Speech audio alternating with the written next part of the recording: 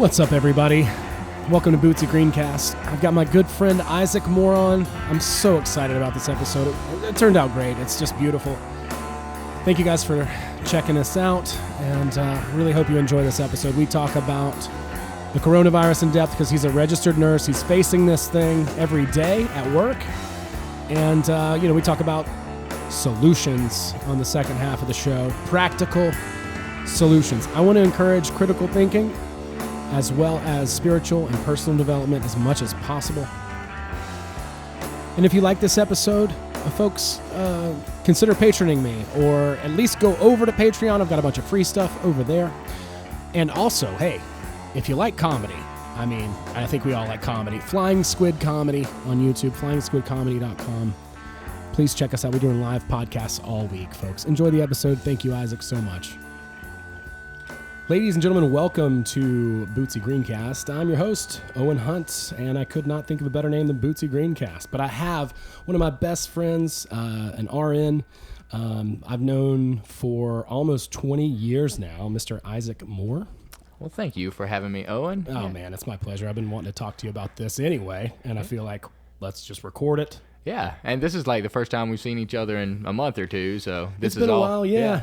Isaac has 4 kids that are lovely, wonderful, beautiful children, and who are my nephews, and they're a big reason why I'm not in any rush to have kids. You got 4 boys. Ooh, and they're wild. They are wild, boy. Like, I remember going to the Y, and I'm just like, oh, God, I was squeamish. Yeah.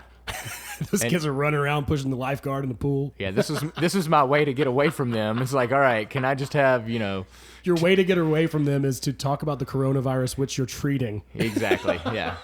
I can't get away from it no matter what. So let's just, embrace it. Let's just jump right in. Let's do it. No, Isaac and I have known each other for almost 20 years from college. And so now I'm really happy to be able to welcome you onto the show and talk about this, because I think it's important to talk about things from a very critical thinking sort of perspective. Yeah, and I just kind of use logic. Like, I'm not even, I hear stuff from work, and, you just want to really die down the fear, because most of the people in the hospital are really not afraid. Of course, some people are scared and are worried about their loved ones, which is understandable. But in the end, it's like, this is what we signed up to do. We signed up to take care of sick people. And just because a new virus comes along doesn't mean we, pee our panties and run away. Like, we buckle up and we use smart practices and we do our best to heal people, which is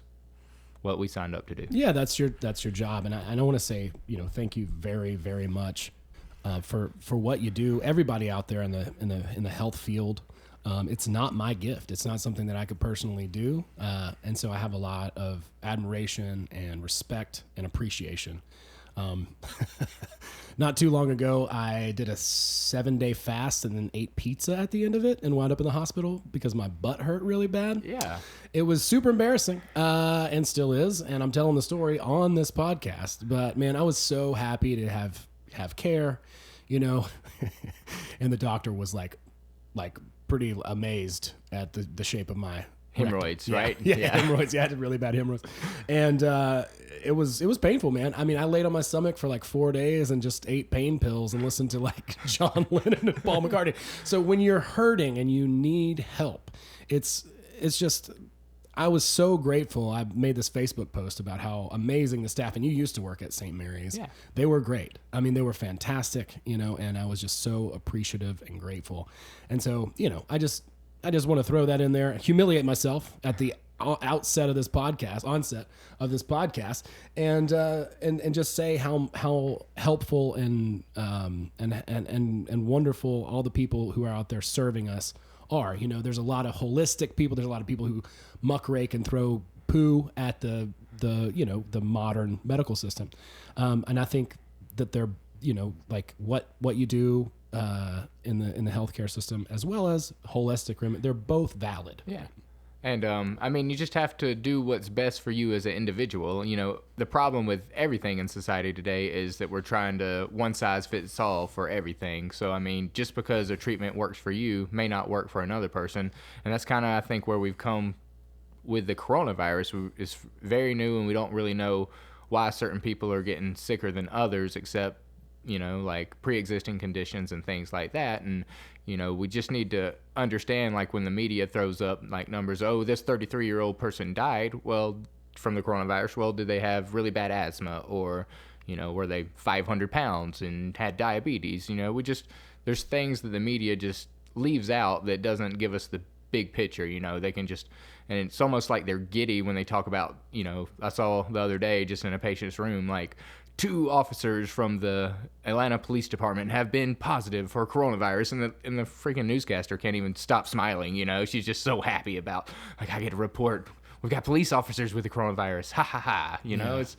It's just sad that it's like it's almost a virus can villainize, right? It's almost become people. Mania, yeah, right. And then the virus of fear, which spreads just as fast as anything else, is definitely as dangerous or more dangerous probably than this coronavirus. And have you thought about this? If the corona mutates into like a computer virus, can we not do group texts more than 10 people? I mean, I don't know when this ends, What do you think, Owen?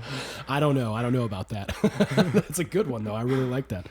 I just came from Atlanta. It's kind of weird out there. But I would, I don't want to get into that too much. I want to really focus on this and ask you some questions about this virus.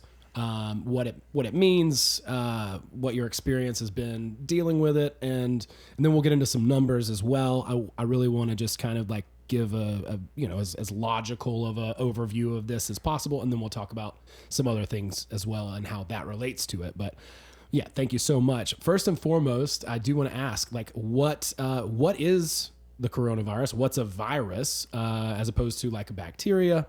And how do these things spread? What's the basic nature of what we're doing? Yeah, that's a great question. So we'll start out so we all remember SARS. I believe it was 2003 when it came around. That was a coronavirus, and it was a new version. So I believe the term they use is novel virus, which just means new. So it's a new virus. And the problem with new viruses is literally nobody has antibodies built up to them. So basically anybody who contacts somebody else that has that virus is basically going to get it, whether it causes severe symptoms or almost no symptoms at all, is more based on the individual's immune system and things like that. And then H1N1 was the last pandemic, I believe, in 2009, which, the estimated reports are 150,000 to 500,000 deaths. So we've had a pandemic in pretty recent times, and I remember with that, and that's a flu virus. So coronavirus and flu viruses, they're both viruses, but they're just different families, I guess you could say, of viruses. So, but they both can be really bad. But it confuses me how all of a sudden with this new virus, it just doesn't make sense. And I'm okay with flattening the curve and all that, but at some point, the herd has to get the virus to create antibodies to almost create an invisible barrier. So when it passes from person to person, like this person has antibodies, like, oh, I can't re-get it, unless it's a mutated form. But at this time, and as far as I've been told, this is just, one particular strain. Okay. So, I mean, at some point, if the media just keeps watching and watching, of course we're going to see new cases, because anybody who gets in contact with a person with it will get it, because nobody has antibodies yet except the people that have already been exposed. Okay, that makes sense. So the antibodies are the things that is that like related to our immune system and how we fight disease? Yeah, it's almost like a code or something that your white cells will just keep in the memory bank. So when it sees this, virus again in the future, it releases antibodies. At least from what I remember from the Magic School Bus, it throws antibodies onto the cells, and then the white cells trap it, and then it kills it. So, Okay. I didn't really read much in nursing school, but I mean, I do remember the Magic School Bus. It was great. Well, how long have you been in nursing now? Over 11 years now. Okay, so 11 years. I've been practicing and registered nurse for over 11 years at this time. Over 11 years, and you used to work in the cath lab. You've seen a lot of different things. Yeah, I've worked. I kind of worked my way around. This one thing I like about nursing. If I get tired of the same bitches I'm working with, I just go to a different floor and pick up a whole new set of bitches and work with them. And you're such a pimp. Yeah, I try. That's so impressive. But yeah, I mean, they just I don't know. It's I've seen a lot through the years, and I remember I was a young nurse when H1N1 came, and people I knew would get it, and at that time it seemed, or at least I read about later, it seemed like it really affected obese people, and I don't know if they ever came up with a reason or why, but I took care of a guy who was fairly obese, and he did not quite need intensive care unit, but he was in the step down unit, and I mean he was in his 40s and got really sick. Probably what I imagine what people with the coronavirus that are kind of in their 40s getting really sick from, that are kind of on the line but not really needing, a ventilator and things like that. So I think another problem with the media is the fact that they are portraying that everybody who gets this is going to need a ventilator and we're going to run out of ventilators. But I remember at that time, like the respiratory therapists worrying about H1N1 running out of ventilators. So this isn't like it's, unfounded and something that's never happened before. And I mean, hell, our grandparents, they didn't have this option when they got a really sick virus or whatever, Right. They just died back in the day, Sure. Which, well, and this is something too that I think a lot about because, and I mean no disrespect at all by bringing this up, but my grandmother, I remember the second time she had open heart surgery, and she was pretty doped up, but in vino veritas, right? Yeah. And she looked at me and she goes, which means in wine is truth, but really it was painkillers. But anyway, she looked at me and she goes, "Son, don't ever let them cut you open." Yeah. And because with that surgery, just so people know a little more, I mean, they literally crack your chest open. Yeah. They break your sternum, and then they sew it back together with metal wire. Right. And, unhealthy eating habits, different things like that are going to clog our arteries. It's going to give us heart problems, and that's probably a bigger threat than any of these viruses so far. Yeah. Most of these things are self-inflicted, and, I mean, from what I've seen so far, the people that usually, get super sick are usually in poor shape anyway. Already unhealthy. And not just with a coronavirus, but with any disease Sure. or virus. Yeah, can you talk a little bit about like our immune system and what its function is and how we can strengthen that, and a little bit more about the antibodies and how that all relates? Yeah, and I mean, don't quote me on any of this, but I mean, just kind of my personal belief is, going back to what you talked about earlier, it takes a little bit of holistic and modern. Like, just don't put all your eggs in one basket. Sure. And like I said before, like individually, do something that works for you. And, you just, different supplements, vitamin C, vitamin D, zinc, Sure. All that kind of stuff is great to add on top of stuff. But then when you get really sick, sometimes that's when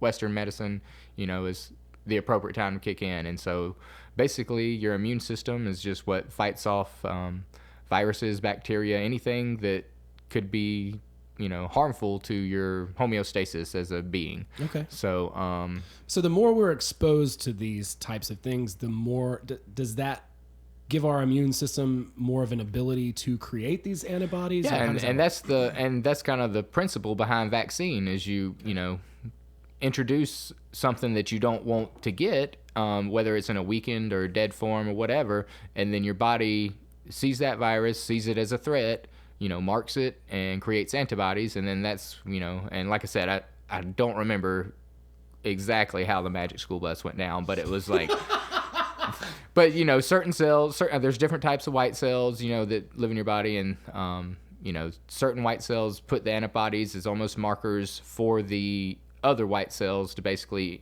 engulf the virus or bacteria and destroy it. And that's why HIV was so scary at the time, is because it basically used your own immune system against you, because it would allow the white cells to eat the virus, and then the virus would kill it from the inside out almost. Wow. Okay.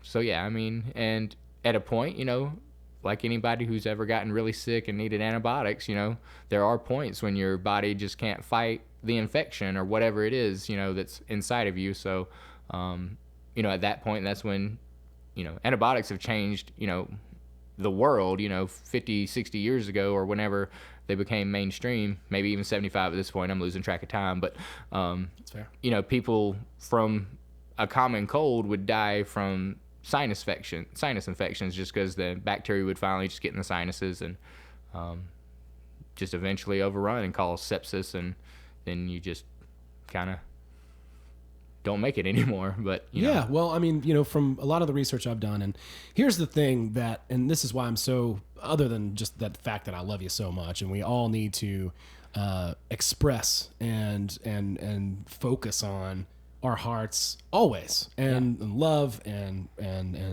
connecting with our people in whatever way. It doesn't necessarily have to be physical touch. Yeah. I mean, I'm thinking about getting a dog at this point. But anyway, aren't we all? I got 4 boys, and my wife's like, well, maybe we'll get a dog. I want to touch something. Yeah. But you know, like there's so much misinformation out there, or not even misinformation. I don't want to say that. I don't want to say any of the, but I just, you know, the thing about quantum physics, as you know, that I've studied, and, you know, self-help and all this kind of spirituality and stuff, which we both have studied. You know, we've both been on this journey together as much as we possibly can, and talking about these types of things. But there's always evidence for basically whatever it is that we believe. So if I want to scare myself and freak myself out, I can go to Google and type it in and find information that confirms my belief about it. Yeah, and you've given me so many great books. One of them by Robert Anton Wilson, Prometheus Rising, is what the thinker thinks, the prover proves, which is basically what you're saying. Yeah. Yeah, absolutely. And so that is the model of quantum physics. And,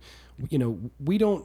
So I think people misunderstand the sort of reality creation, if you will, a lot. And that's something that I'm trying to do my best to really enlighten people, or just to open help, eyes, just to help them, you know, because it's real easy to be like, oh, what the thinker thinks the prover proves. I can fly, and then you jump off a building on acid, and you fly for a little bit. You fly for a minute, until you seconds, until you hit the ground. And so like there are, you know, I want to also introduce critical thought. I think it's important to 100% understand this quantum theory and the fact that, you know, what the thinker thinks the prover proves to a point, because, you know, there are certain laws of physics, laws of nature, you know, stuff that's in the Kabbalion, natural law, you know, that I think that you have to fuse this stuff together. In the third dimensional reality, if I cough on you with this coronavirus right into your mouth, then you're going to probably get that virus and get sick. Exactly. There's just that just is what it is. Yeah. And I've just kind of go on a little sidetrack. I've had a side thought, you know, talking about reality. Just almost, I've had the thought about Jesus as a healer. If he almost carried around a vibrational frequency that was so high, or at such a level that literally infection could not be around him, like it just hated it. It just flew away. That's interesting. So, I mean, that's just something that's popped in my head. And as a healer myself, when I go into a room, I always try to be my best version of myself and just have that vibrational frequency. And, you know, a lot of times I'm not really doing anything different than the nurse ahead of me, but I've seen my patients turn around just because you almost have a positive attitude and you bring that into the room and let the patient know, you know, they're not in their best mood. They're sick. Who's in their best mood when they're sick? The negative thoughts probably are the worst part of being sick for me. Exactly. Yeah. And so if you go in there and just let them know, like, hey, we're in this together. Like, you know, even if it's a sinking ship, we're on the sinking ship together, and we're going to try to swim or do whatever we need to get you better, you know. And there are patients that I've taken care of that just have such a negative mentality that you really, there's nothing you can really do for them, like, just because it's almost like the thought process, like, makes them be sick or something. They've already bought into it. They've already thought and proved to themselves that they're going to be. And so, you know, that's another thing too, is like how many people who are what is it called when you think you're sick all the time? Hypochondriacs. Hypochondriacs. Yeah. We're going to think that they have this, you know, and so on and so forth. But I want to be clear here too and say that, man, but even before I got into this whole world, when I was even in church and stuff, I would see things that were miraculous. Yeah. And that is, it's paradoxical as hell for me to sit here and be like critical thinking and, you know, but at the same time, amazing things as well can happen. So it's not, I'm not trying to preach limiting beliefs, but at the same time, I'm also trying to not pull people down a trail that's going to ultimately hurt them in the long run because of delusion, right? Yeah. And I think, you know, you like me, we are just trying to find truth in this crazy messed up world, you know, just, and that's, you know, and being brought up in Southern Baptist, and I try to use that critical thinking to explain to myself how Jesus would perform miracles and things like that. And, you know, that's how I came up with the thought with the vibrational frequency and healing people, because he wasn't scared to touch sick people. Right. Like he never once was like, "You gross leper." Right. Yeah, but no, it's interesting because I mean, we read these accounts in the Bible, whether they're true or not. I've still seen or things, exaggerated or whatever. Yeah, I've still seen things that are basically I can't explain. I can't like scientifically be like, well, here's why, and neither can the doctors who are there, or on and on and on. So what the thinker thinks the prover proves. Absolutely. I just don't want people. I don't want to be responsible for people being irresponsible, and just being like, well, I'll just do whatever and it's fine because I believe this certain thing. And beliefs are great. Beliefs are great, but it also takes actions, in my opinion, like your works, your deeds, like those things are very important because that's almost a reflection, and the outward reflection of your inner faith is what you do. So I mean, and that was something that bothered me growing up. It was like faith is the most important thing, but then these people acted like shitholes, and that just never made sense to me. So I always think, your faith will be strong, or if your faith is strong, your outward reflection, your deeds, what you're actually doing in your life will also reflect that. Absolutely. Yeah, I completely agree with that, So I just don't want to lead anybody down the wrong path. I want us to be able to think critically, but also have the capacity to experience a better reality, to experience miracles, incredible things that can happen. So, there's a weird, funky balance there, and that's, hard to explain clearly, but I wanted to just kind of gloss over that, and also just kind of look at some of these numbers. Yeah, let's get into the numbers. So the CDC website I'm on right now, coronavirus cases at a glance, it says that we have 122,653 total cases as of Sunday, March 29th at 3:09 p.m. Total deaths, 2,112 so far. So are you calculating stuff? That is all 55. So what was the deaths? You said two what? Deaths 2,112. And then what was the actual, and this is just confirmed cases, I'm guessing. This is just confirmed cases. Yeah. Keep in mind that, there's been false positives. We don't have enough to test people, test everyone, etc. So 122,653 total cases and 2,112 total deaths. Okay, so with those just raw numbers, it's about a little over 1.5 mortality rate. So that means out of every 100 people, 98.5 of them die. Okay. So no, 98.5 of them stay alive. Oh, that's right. Yeah, right. It would be scary if that was the case. 98.5 of them stay alive. So far, based on these numbers in the U.S., that's at a glance. Now, the Italy numbers are going to be different. And part of the reason why, I've thought a lot about this. Yeah, it's the second oldest population in the world, for one. Yep. And then there's multi-generation households, and it's just a community where the young and the old really intermingle a lot. Right. And I believe the last thing I saw, it was 90% of the deaths from coronavirus in Italy, they were over 60 or 70. It was some old age, which, I'm not trying to say, I hate old people. No. But, I mean, it's a reality, a cold killed my pawpaw, but he was 94, so it was...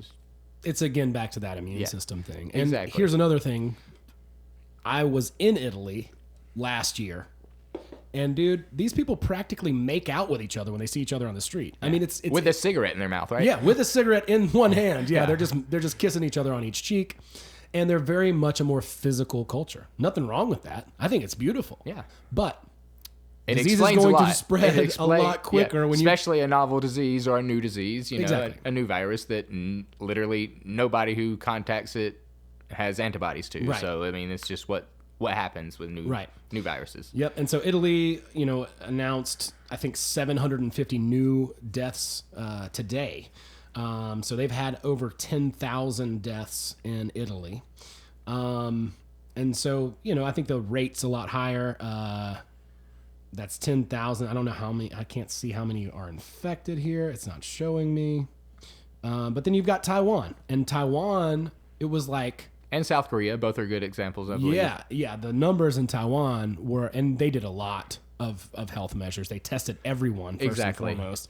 And then they also did a lot of, different things. Like they had kids in school with like little thing around their desk, you know, Yeah. they're wearing more masks. They have more protective equipment and things like that. So they've done a much better job. And I think the overall... And they're smaller country, so they're, you know, if they had the resources, Sure. you know. But they're right beside China. They're like 90 miles from China. And Wuhan's like closer inland. But I mean, good God. I mean, they're right beside China. And we're not going to look at China's numbers because I don't trust that shit. There is a thing about China's numbers. I believe there are no new cases in Wuhan. So, I mean, like all new viruses, there is an expiration date. You know, there is a point when enough of the herd has antibodies, and it's, you know, from what I've heard just from doctors I work with, you know, if you take the blood from somebody who has gotten over the coronavirus and you put it in a petri dish, you know, and I'm simplifying things, but, you know, if you mix it with live coronavirus, it deactivates it or makes it where it's, you know, basically the antibodies work is what it sounds like. So we naturally develop these antibodies, but there's also inoculations or whatever as well. Is that true? Yeah. And that's what they did with the pandemic of H1N1 is, you know, they just started working, and there has been, and the weird thing about H1N1, from what I read, was it affected younger people more than older people. I had a friend who had it, in Seattle. Mm-hmm. Yeah, and apparently with that, it's because, I can't remember exactly when, but there was a strain of H1N1 that was around, like, when our grandparents and stuff were growing up. So it's like their body from 50, 60, 70, how many years ago, the difference between, you know, the last H1N1 and the 2009 one, like, a lot of the older people had antibodies that basically stayed dormant until they got exposed to that again, and they didn't really get sick. It was younger people, you know, that were dying from that. So, you know, every virus attacks differently and has its own little unique way of infecting the public. But then again, it's not an invisible terrorist that pops up out of nowhere. Like, there literally has to be not a paper trail, but like a snot trail. You know, you have to literally come in contact with a person with the virus and get, you know, it's what we call droplet precautions when we're taking care of these patients, where you just basically try not to get their snot in your eyes or your nose or your mouth. Right. Yeah, we want to avoid the germs as much as possible. So I want to try to look up, and a lot of people have made this comparison, and I'm not trying to beat a dead horse here, but the flu. How does it compare with the flu? It says that the flu has between a 3 and just over a 3% mortality rate, something like that. Is it 0.3 or 3? Hold on, 0.3. Yeah, I think it's 0.3. So this, I mean, the coronavirus is slightly worse, but then again, we go back to the numbers, and it's like, how many people have not been tested that have the coronavirus? You know, can we add 100,000 to the number? You know, nobody knows. Yeah, how many of these people stayed at home with what they thought was the flu or whatever, and just went back with their daily lives after just kind of getting a bug and be like, oh man, I got some crazy bug. And well, how many people were sick in maybe December, right? Yeah. Like I went to LA with a friend of mine in January, and she was sick for and I've heard a lot of people days. say something about back in you know, November, December, weird viruses were kind of going around, and who knows? I mean, it could have been coronavirus was already here then, and we were just kind of surviving it, you know, back then. You know, it's impossible to tell, but I mean... So what percentage, and again, it's not all about mortality rate. Yeah. I get that. There's infection rate and all this other kind of stuff. And I believe that's the worst thing about this is it's highly infectious, and it kind of hides... You can apparently infect people without really feeling sick yourself, but then again, you have to basically swap saliva. Like, you know, you have... It's not if you're just walking around and just... it's not airborne, you know. And wouldn't that be the case... with any other sort of virus too, where exactly. like I'm walking around and I develop antibodies because I'm exposed to different things, right? Yeah, because I'm out and about. I'm exactly. I mean, you touch a handrail that somebody sneezed and, you know, the virus got on there. You pick it up and then you don't wash your hands and eat your lunch. Like, that's how you got the flu that time, you know. Right. And it's the same way with the coronavirus, and we're still learning things about it. And you know, you just got to be smart. Don't be scared, you know. Right. Yeah, and that's a big thing right there, you know. I mean, there's a lot of the media is really good at pushing fear. It's just what it does. They're smiling about it. Oh, yeah, like you said, they're smiling about reporting this stuff, and it's because people's attention, people are so our most innate and our most I guess evolutionary sort of state and mentality is based on fear. Because a long time ago, if you didn't have fear, then you get eaten by a saber-toothed tiger. Yeah. Probably not a saber-toothed tiger. But my point is, fear kept us safe. Yeah. You know, we needed to be on our toes. And now that we've developed as a society, it's less useful. Yeah. But it's still our most primitive state. Yeah, and so, I would just want to make a statement about courage. Courage is not having fear. Courage is moving forward even when you're still afraid. Absolutely. So I think that is the biggest thing we've missed in all of this is, and like I said, if, you know, the 2 weeks, 3 weeks that we just hunker down and we try to, you know, stop or whatever, curb the spread or whatever, you know, that's fine. But at some point, I mean, if we just keep letting the media control us, like, of course the numbers are going to go up. Like, I mean, it's a virus, you know, it's new. Nobody has antibodies. So, I mean, we can't just focus on the fact that more and more cases are happening because it's just what has always happened with viruses that are new and nobody has antibodies to. So I think we just all need to take a deep breath of corona-free air and then, you know, move forward, you know. And it's okay if you're afraid and scared and worried. And the thing is, though, I mean, are you a coward or are you courageous? I mean... Yeah, well, I mean, and so this is one thing, and I did a podcast on my Patreon page, not shameless plug, but like, it's like somebody asked me a question and they said, you know, how do I avoid worrying about the people that I love? Which is a great question. Yeah. You know, we all care about people so much, and I think that's a beautiful thing. But the problem is, I think, is that we are under the impression that if we worry about something, then that proves that we care. Exactly. That's or it actually changes them from getting the virus from us. Well, like, it certainly won't help. Yeah. There's nothing that will not help. More fear doesn't actually help. Yeah, it actually decreases your immune response. It's kind of like the way that you approach your people in the hospital when you go in and you're like, hey, listen, I'm here. You know, you're trying to vibrate high, have a positive outlook, do everything that you can to keep that person in a higher vibrational state. Yeah. And the same thing is true. I think that you can take how much you care, and instead of worrying with how much you care, think about how much you love that person and then beam that shit out like a Care Bear. I love it. You know, and just shoot it right at them. It's not going to hurt a thing. You know, and I don't think that, you can think about whomever, you know, to create that state in you.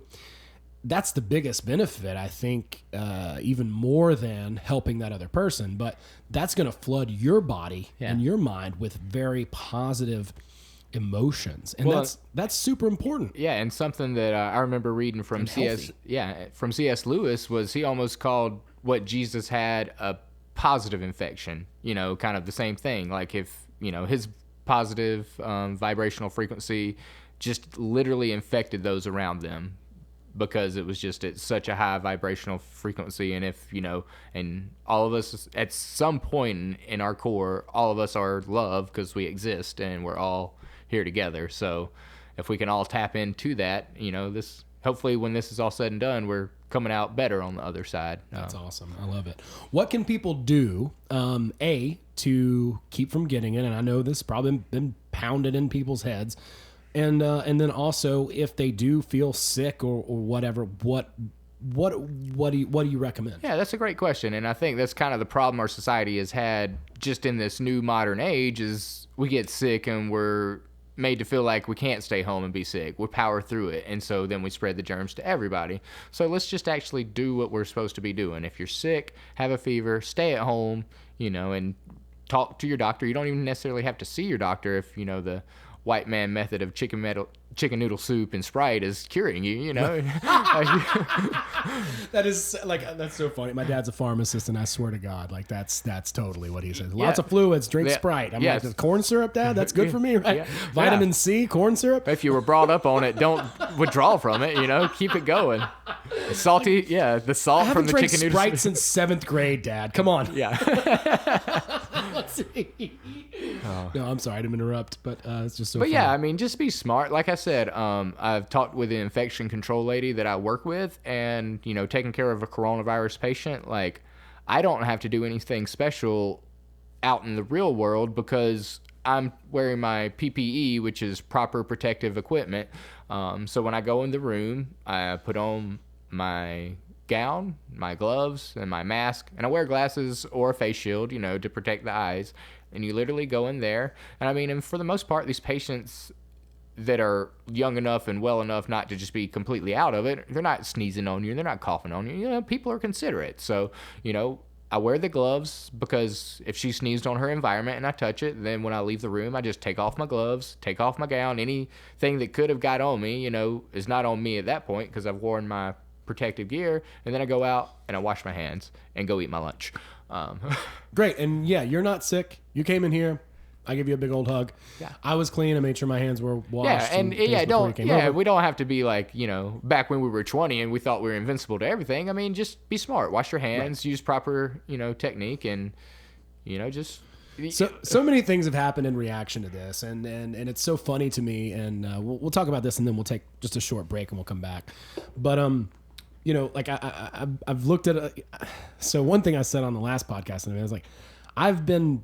politics free for like 3 years, and it's been the best 3 years of my life. Yeah, I've never watched like Fox News, CNN, MSB, they're just like seeing that in patients' rooms, like, and it does hook you in a little bit. Oh yeah. But just the fact that I watch Curious George and the Magic School Bus instead, like, I feel like a happier person because it seems this is the first time I've seen it hook for so long, but every 3 months for the past, like, I don't know how many years, the news is trying to shove something down our throat that's going to kill us. Right. And then something new comes along and everybody forgets about that. Right. So, I mean, it's just, they finally, found something catchy enough to keep us keep watching and apparently buy all the toilet paper, which I still don't get. I don't get it either. Yeah, it makes no sense, dude. It's not dysentery. It's not. It's not. You don't get the runs from this. And I mean, don't all of us have, like, a sock without a match, like, if we get desperate? Like, I mean, if it really gets that bad, I mean, dude, are we not gonna, like, just improvise? Like, yeah, come on, man. I mean, people in India wipe their butts with their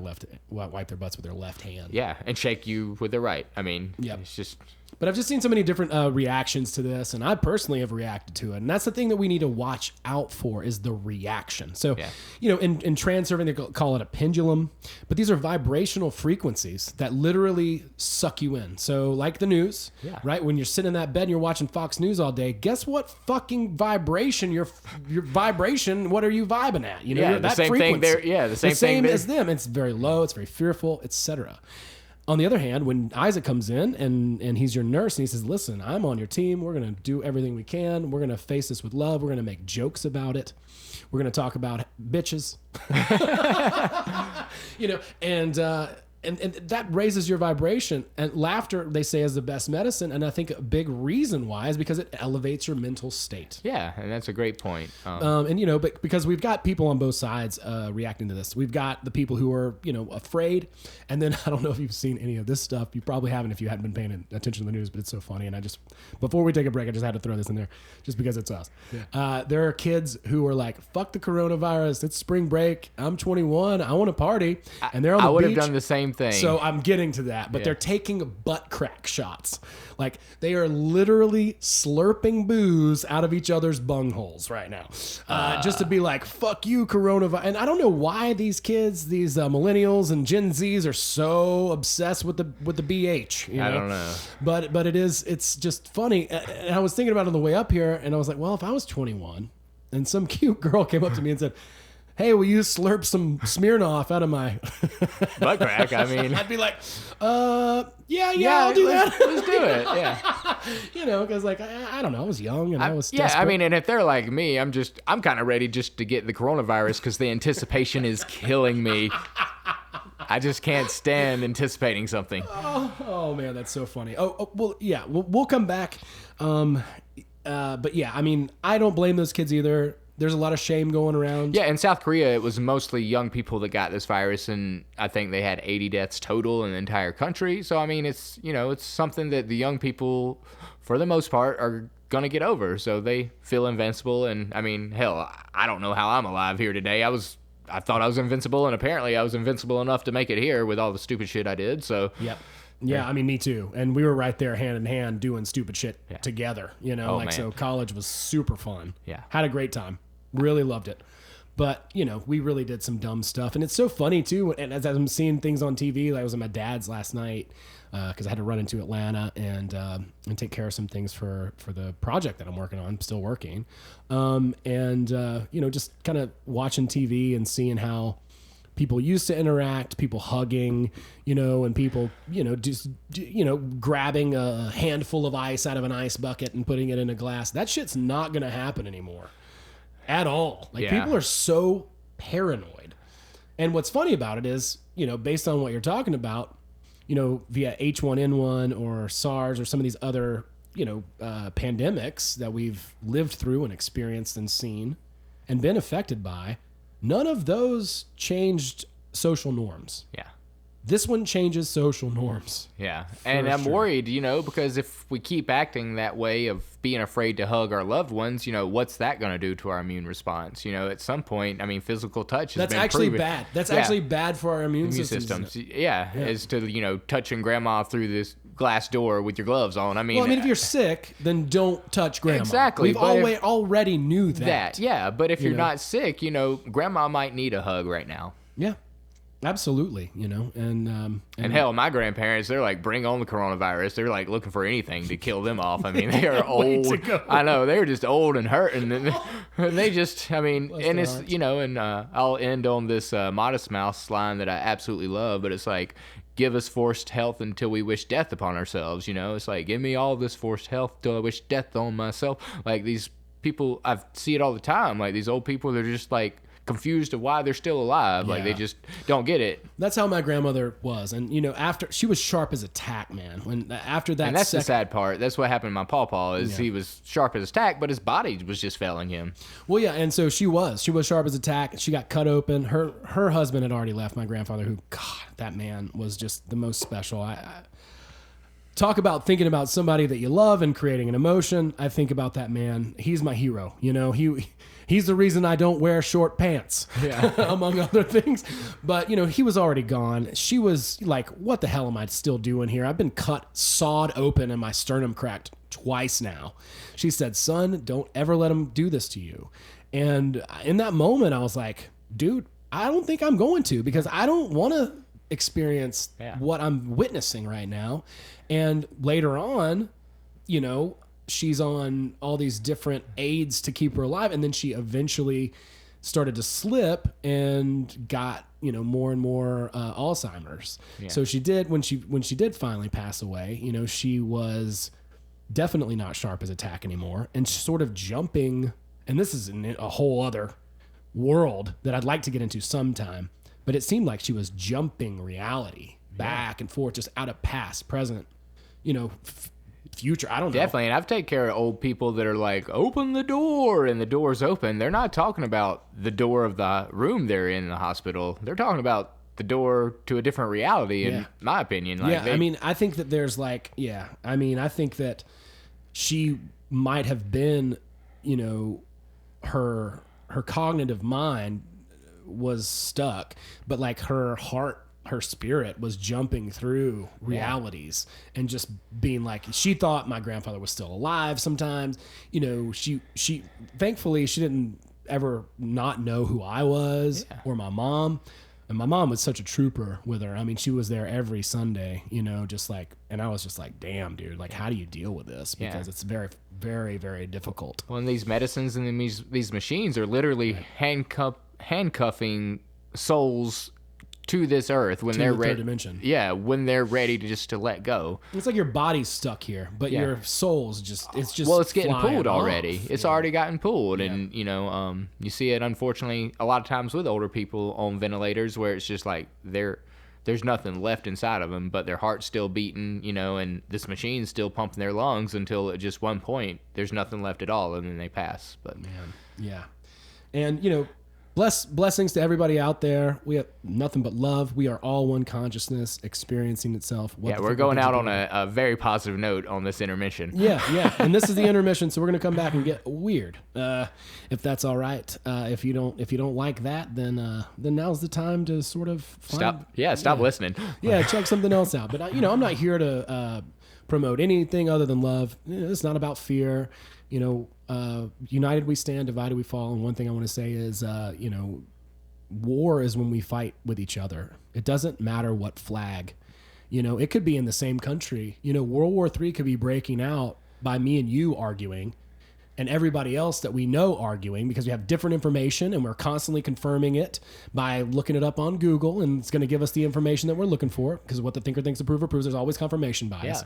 Yeah. And, you know, so that's really what I want to, you know, just posit, throw out there. Yeah, love, man. It's the answer. And you don't have to touch each other. Yeah. And before I forget, I've had this thought as well that, I mean, if the battlefield has to be inside our bodies, why are we afraid for the battlefield to be inside our bodies? If that's where, you know, the war against evil must happen, I'm ready. Yeah. I mean, and I think that is true. You know, I can't remember if it was Tolstoy or Dostoevsky who said every person, there's a line through the heart of every person, and they choose light or dark, you know, and you either cut yourself off from the source in this lifetime, and that's your choice. You're welcome to do that. That's free will.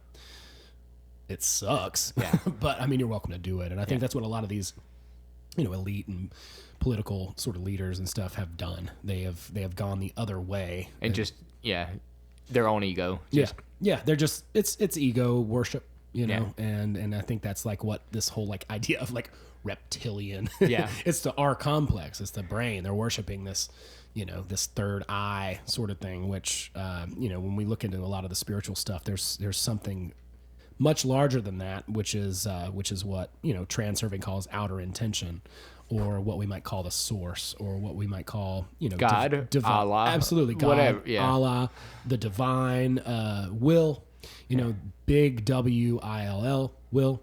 And that's when you click in with the creator, with creation, and you get to do and be exactly who you are within that. But you also are creating a more positive reality overall. So, you know, I don't mean to get the last word in, but let's take a break. I love you so much. Thank you for coming on. I love you too. This is fun. Yeah, we're gonna throw a little break here. I'll put a little music, and then we'll come back and we'll talk about some weird stuff some more, if that's all right with you. If you have a few more minutes. All right, last word. Got it.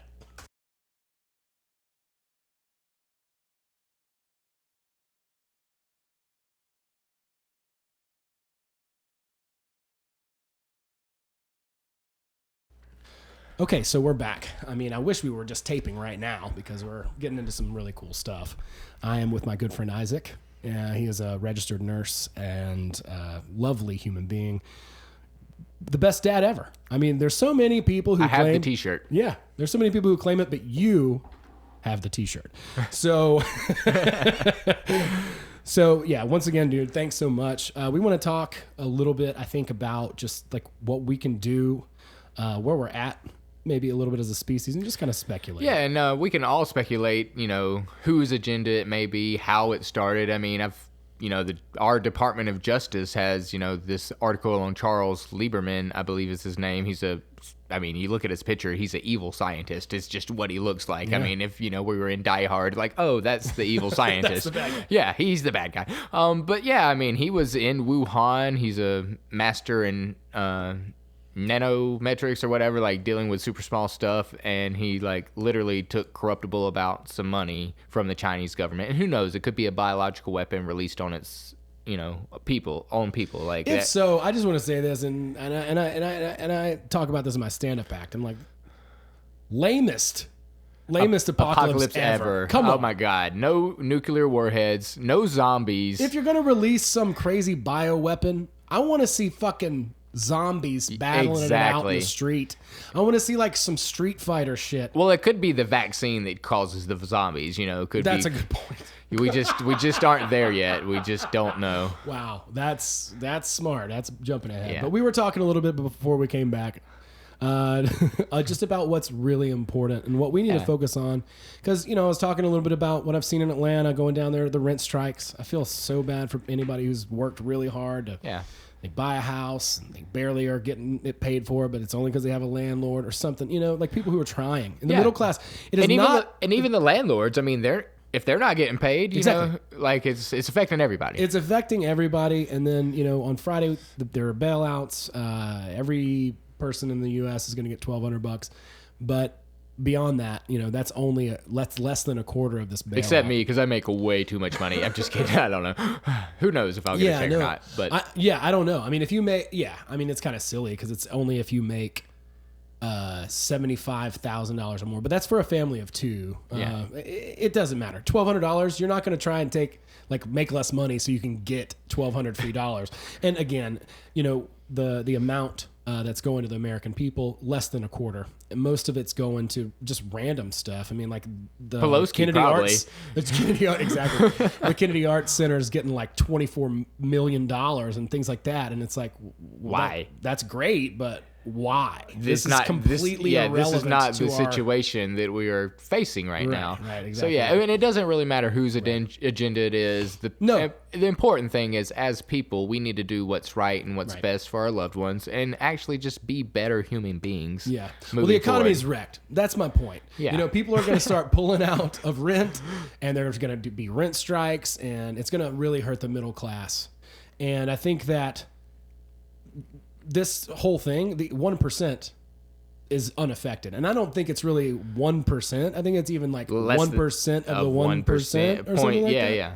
Exactly. That, you know, and so they're not hurting. They just got a bunch of free money. Yeah. Like that's fine, you know, like from us. Yeah, from us. We get to pay it because if you've never seen the documentary, it's like 20 minutes long, I think. It's short. It's called Money is Debt. It's a cartoon. It teaches exactly how bankers learn to manipulate people, manipulate the entire mass public by giving money away with interest. It's usury. It's a way to. It's in the Bible and it's wrong. Right. It's a way to take advantage of people so that they have to pay debt on money that they're even just using. Yeah, I remember a good friend of ours had paid years even on his car and, you know, should have gotten to the point where he had paid it off, but didn't realize he had like a 20% interest rate. So literally he's paying the car payment every month, and maybe out of $300, $25, $50 is actually going towards principal. So, I mean, he would have been paying for 20 years, you know, at that rate, but they don't explain that to the person. So USury, right. Exactly. Well, I mean, and that's the problem is it's a centralized bank, you know, the World Bank, and then they basically, you know, loan out money to countries at interest, you know, and then the people from that country have to pay that interest. It's very. That's why the bailout doesn't matter, because it's imaginary money, just more imaginary money. It's a joke, basically. Yeah. So, I mean, I think the only power really, or the main biggest power we have, other than mental and spiritual power, is to like physically create our own currencies. If that's digital, I don't really know to trust Bitcoin or not, but like stuff like that, Litecoin, Bitcoin. No, I'm going a different direction. I want pelts. Yeah, well, I want pelts are fun. Like squirrel pelts. I like analog. Let's go squirrel pelts if that's what you're into. You know, I prefer beaver, but you know, it is what it is. Whatever we can figure out to trade with each other as individuals and get our own power back, you know, that's really, I think, where the focus needs to be. It doesn't matter who's right, who's wrong, who's a puppet, who's not. You know, I can't even stress enough how nice it is not to just not to think about politics ever, you know? Yeah. But I feel like I've had a responsibility to that. There are a couple of bills they're trying to pass that are very dangerous as far as like the internet and freedom go. There's real quick, I just want to mention this one. I honestly can't remember, but isn't the First Amendment the freedom of speech one? It is. That's the first one. Like they put it at number one, right? Yeah, we're running out of them. But, you know, we're getting there. The Earn It Act of 2020, and this is a bill that is introduced to end end-to-end encryptions on our text messages and messages over the internet. So that means no more privacy. So you're not doing anything wrong, so you have nothing to worry about, right? So depends who's saying what's right and wrong. That's always the issue. But it's under the premise that it's about trying to help with sexual exploitation. That's what's scary about this kind of stuff is that, like, they use a righteous motive, right. Like, oh, this is why we're doing it. The path to hell is paved in good in good intentions. Yes. And really what it does is it ends in... So that's not going to hurt Epstein, right? Or the people like that, who we've seen kind of come out of the woodwork in the past several months. See, I think the elite is just really desperate right now. And they're struggling for power. Here's one thing I want to say, too. There's not going to be tanks driving down. I mean, if you live in LA or New York or Chicago, maybe Atlanta, maybe. But there's not enough resources, guys, for tanks to just patrol around your neighborhood while you go around. I mean, we're not to the drone stage yet. It could happen. But, I mean, don't worry, don't worry about martial law. Well, and that's what I tell people even about the coronavirus is like, who do you know with coronavirus and who do you know who's died from it? Like, well, there might be martial law, but it's nothing to be afraid of. There might be the coronavirus, but it's not that much to be afraid of. And, I thought, my first thought was maybe this is a hoax, and I don't think that, but that's reacting to the narrative. So me as like this person who was really into conspiracies for a while, this news comes out and I'm like, no, I can't, that's my reaction to it. That's polarization is what that is. And you have to recognize it in yourself. What is it that you react to, And that stuff is what has power, over you. If you don't react to it, it doesn't have any power. Or if you laugh at it, better, it doesn't have any power over you. And that's how you can know. But as far as solutions go, man, I mean, we as people, we need our own way to exchange energy. That's what it is. But the problem is, that's what money is. It's all it is exchanging energy with each other. That's all it is. Now, the problem is there's a third party exploiting every transaction, and that is completely what is limiting us and giving them, quote unquote, more power. So they're kicking our ass on paper, but that's it. Yeah. That's nothing. Ignore this shit. We do our own thing. And, we start to move into a place where you can't be dominated. There's no longer that hierarchical authority, that structure of reptilian people or whatever Alex Jones is screaming about this week. Yeah, and I have so confused on Jesus at this point in my life, but I do love a lot of things he says. And one is when somebody asked him about taxes, and basically the person was, trying to get Jesus to create a response where it was like, downing the government and downing, Caesar. And he just said, give unto Caesar what is Caesar's. Because in the end, what difference does it make? Yeah, we can make it if we help one another, love one another, create a system of whatever, even if we're still using their money. It doesn't really matter. Right. I would say, but I mean, if you think about it in that way, where give Caesar what's his. Like, here's all your money. Here you go. Yeah. I'm just going to give this back to you. Yeah. And then we're going to work on a completely different... I think that's... Well, and I think so that was Jesus' intentions, is basically like, he can have what he wants. Like, we can make it if we just work together, if we have each other, if we spread our love. Yeah, dude. I'm a big fan of all the Jesus' principles. I take up for Jesus in my stand-up act. Oh, really? Yeah. You saw my first set where I was like, God's the asshole. He's the one who sent Jesus here. Yeah. And I kind of like do a little... I've done a comparison between him and Muhammad in the past, which has got me into a little bit of trouble. Yeah. Because you're just pissing off literally like everybody. Yeah. Which is kind of like... It's hard not to. Yeah. I mean, you have the mic and it's like... I don't know. I'm learning a lot about... expression and stuff like that. And obviously not through the vehicle of stand-up comedy right now.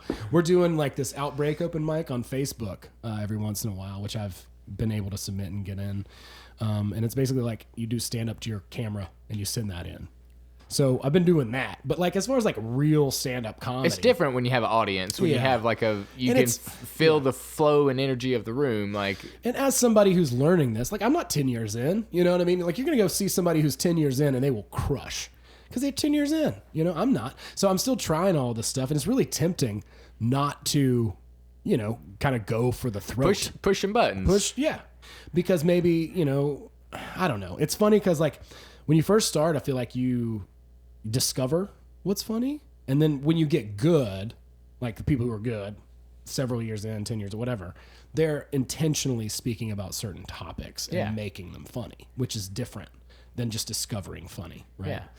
But I don't know, man. It's just crazy. I think we all need to relax, first of all, as much as possible. I think we all need a break. Yeah. You know? Yeah, exactly. And bless all of you people out there who are still working. I'm still working, but, Yeah. you know, like, bless I can't help it. It's like a scratch that I have to itch, you know, for me. But, like, everybody who's out there, and I know the medical industry is already, you know, you guys are already working. Yeah, and one more. thing I do want to put out there, though, is like they acting like the hospitals are overflowing, but like our census are lower than ever because people are trying to stay away from the hospitals. So it's like we actually have less patients in the areas where there isn't an outbreak of corona, Right. which is something that I've had an issue with is why are we shutting down the whole world instead of just the hot spots, which has been what they did with H1N1. They shut down the schools in the hot spots. They, you know, targeted, isolated, because that's, like I said before, there's a snot trail, you know. It's like, you know, if the people aren't traveling when they're not supposed to be traveling to places outside their own community,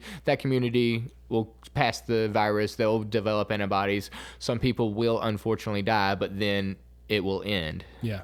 So that's the part that kind of never has made sense to me. Like, why are we shutting down the places with 3 confirmed corona cases? No, I totally understand that, and I agree with you. And you know, who knows what the agenda is? Like we were talking about, we don't know. Yeah. And guess what?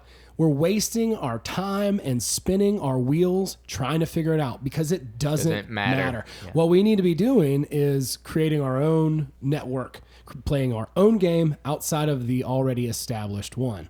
Will it get bought out? Maybe that's just the way that it goes. You start a new game, you know, Zuckerberg and Chrome or whoever, I don't know. It doesn't matter. Yeah. They buy it out or attempt to.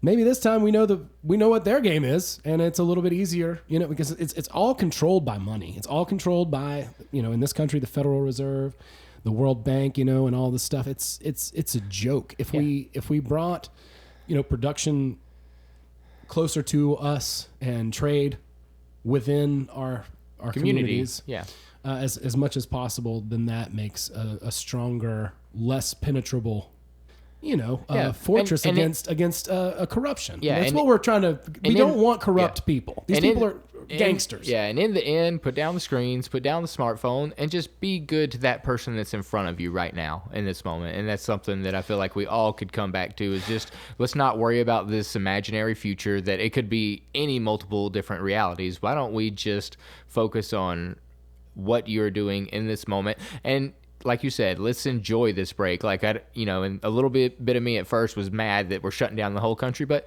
you know what? What if we do take a 2-3 week break? Everybody just chills out and kind of restarts their batteries. It could be a great thing for the country. So no matter what happens, we need to just do what's the best and the right decision in that moment with the people that you're surrounding and just be good to everyone. Yeah, I mean, I don't think you could say it any better than that. So I think that's a really good note to end on. I have a billion things. I could talk with you forever, but I do have a wife and kids that need some hamburgers. We need to eat some cow. Oh man, you guys are so bad. Yeah, I know. I love meat. Hey, if God didn't want us to eat animals, he would not have made them out of meat. It is a fact. Look it up. Ladies and gentlemen, give it up for Isaac. Dad joke more. Coming to the stage, my man. No, that's a really good one. That's perfect, man. I love you so much. Thanks again for coming on. Yeah, thank you. Love you too, brother. Good stuff. Oh, yeah. Great stuff.